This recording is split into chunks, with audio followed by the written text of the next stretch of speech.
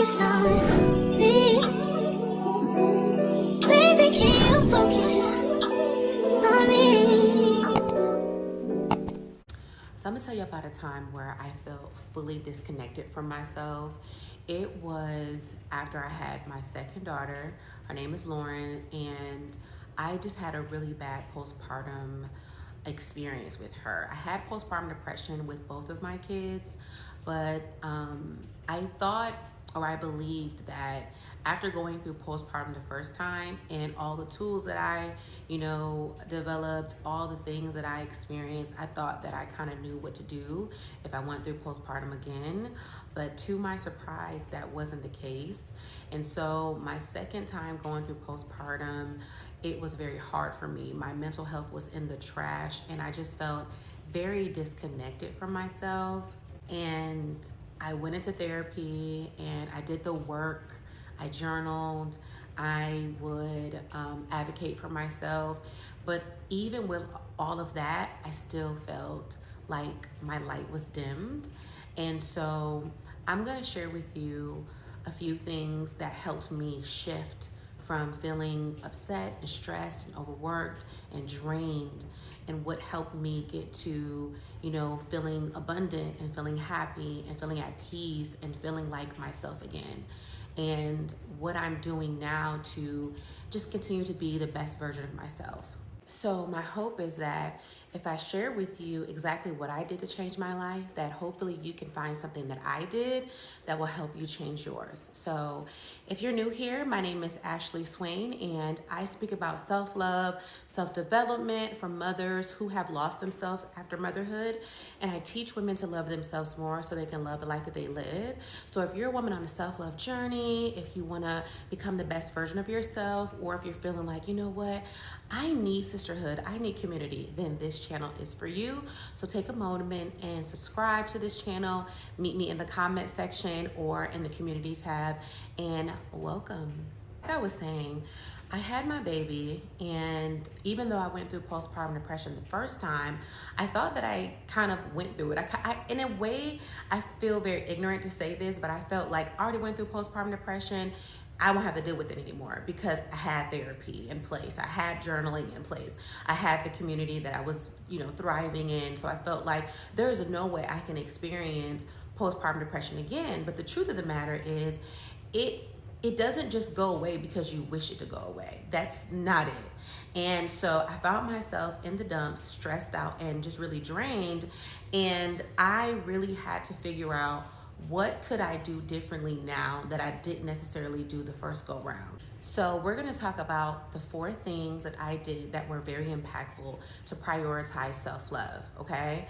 So number 1, I started really getting clear about my boundaries.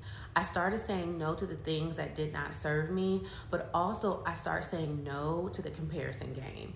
Because unfortunately, what I started to do, I started looking at myself like, oh my God, I'm going through postpartum. Oh my God, I don't have this prepared for my kids, or I don't have this, or I'm looking at myself and comparing myself to other mothers. So I had to really say no to that, because why am I comparing my experience to someone else if they're not walking in my shoes?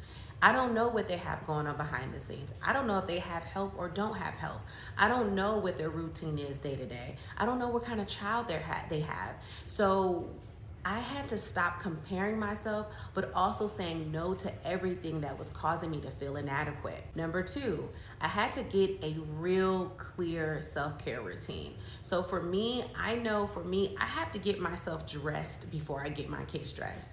I used to get my kids dressed for the day first, but I realized that made me feel like I was rushing. So what I would do was I would get up an hour, 2 hours before, do my makeup, do my hair, find out the outfit that I was gonna wear for the day, prepare myself mentally, journal, do the things that were important to me before I even got my kids up for the day, because that made me feel like I was prepared for my day. So when you look at your self-care routine, or you look at your day-to-day, is it better for you to get your kids ready first, or is it better for you to get yourself first? Think about that.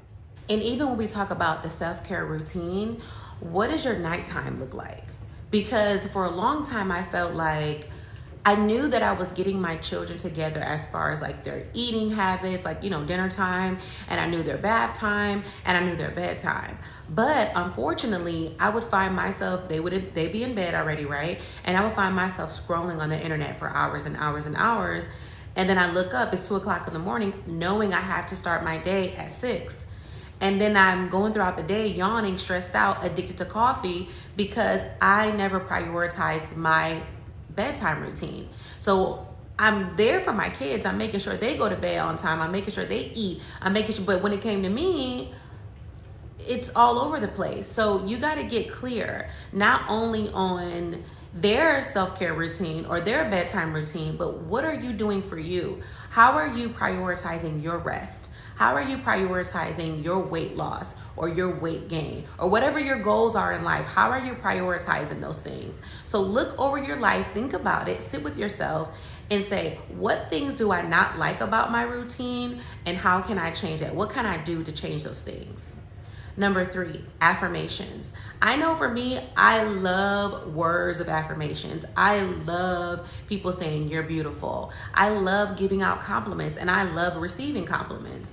So for me, because I couldn't recognize myself after gaining over 60 pounds after having kids both times, and not recognizing the woman I saw in the mirror, it was hard for me to really look at myself and say something kind about me.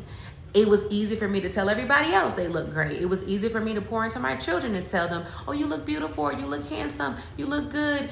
But when it came down to affirming myself, I lacked in that area. So what I had to start doing is, even if I didn't feel it in the moment, I had to start speaking over myself, telling myself, you're gonna lose the weight. You look amazing. You look beautiful. You look good today. I had to also, get back into getting small things for myself that had nothing to do with anyone else. So me, I love perfumes. I love fashion. I love jewelry. I love flowers. I stopped waiting on my husband to get me flowers, even though that's not an issue. He loves giving me flowers. I stopped waiting on him to validate my love for flowers, and I started getting myself flowers. I started getting myself plants. I started doing things that were important to me. I started reading books, whether that's audio books or physical books. I started doing things that had nothing to do with anyone else but things that made me smile. So you have to think about what kind of things will make you smile. What kind of ways can you affirm yourself? If that's verbally affirming yourself or physically affirming yourself, what kind of things can you do to affirm yourself? And then number 4, the inner work, okay? So that goes around getting yourself together spiritually with God, focusing on your relationship with God, getting back into making your relationship with God a priority, because aside from God, you're nothing. If you don't have that relationship, who are you anyways? All the other things don't even matter if you really truly don't have that relationship with him. So when we talk about inner work, what are you doing for yourselves on a spiritual level? What are you doing up as far as journaling? Some people don't like to journal. So what kind of ways can you reconnected with yourself? Another thing I had to do is getting into the wellness. Y'all know I'm not a big gym girly, but I knew the woman that I wanted to be, how I wanted to show up, and how I wanted my body to look. It looked like I needed to go ahead. Well, it not looked like it needed for me. My body needed for me to be in a gym working out 3 days a week. Period. There was no other way. So that's inner work as well, taking care of yourself. Because what you see physically is how you feel internally. So ask yourself, what kind of ways can you show up for yourself? Maybe you don't need to be going to the gym 3 days a week. Maybe you need to get on YouTube and find a workout video you could do at home. Maybe you don't want to run. Maybe you want to do Pilates. Maybe you don't want to do Pilates. Maybe you need to do a boot camp. What do you need to do to work on your inner self that's going to show up on your outer self? What kind of things are you willing to do that can help you get to the best version of yourself? So let's talk about the results of my self-love. Me doing this made me a better mother. And I always talk about this, but I want y'all to understand, if you are not showing up for yourself and being the best mother you can be, then your kids will be affected by that, period. So if you're always tired, you're always complaining, you're always stressed out, your kids are going to be affected by that. Would you not want to get to the end of your life knowing, you know what, you were the best mother to your children because you were the best woman to you?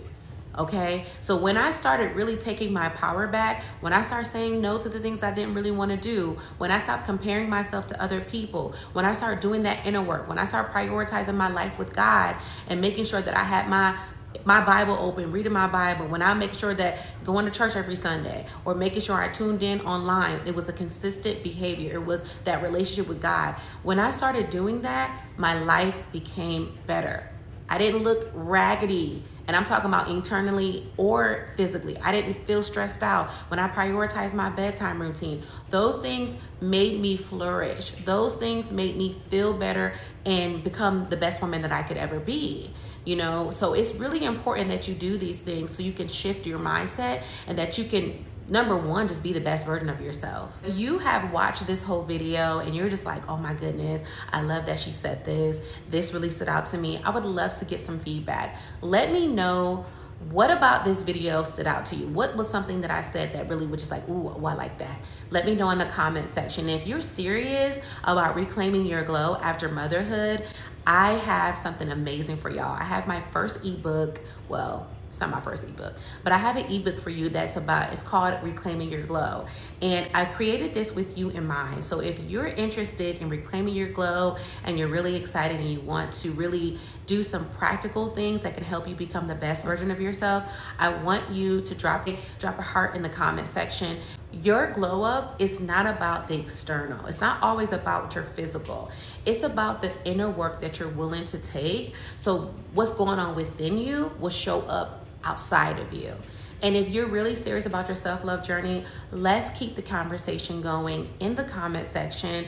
Check me out on the community tab as well. And let's just keep this conversation going, encourage each other. And listen, if you haven't already, make sure you are subscribed to this channel, make sure that you're engaged, and make sure you look for me on Instagram. My page, my community page is called It's Ashley Swain, as well as Her Glow Co. I would love to get to know you and keep this conversation going. Thank you guys for watching, and I'll talk to you later. Bye.